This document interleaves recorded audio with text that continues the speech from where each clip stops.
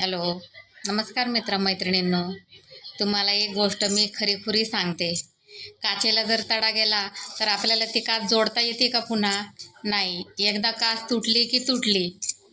आपल्या आयुष्यामध्ये नात्यांचं पण तसंच आहे. नाते आपल्याला एकदम हळूवार, प्रेमाने, विश्वासाने, निस्वार्थपणे जपायला लागतात, तरच ते टिकतात. यातलं काही जरी चुकलेलं असेल तरी त्या नात्याला तडा जातो.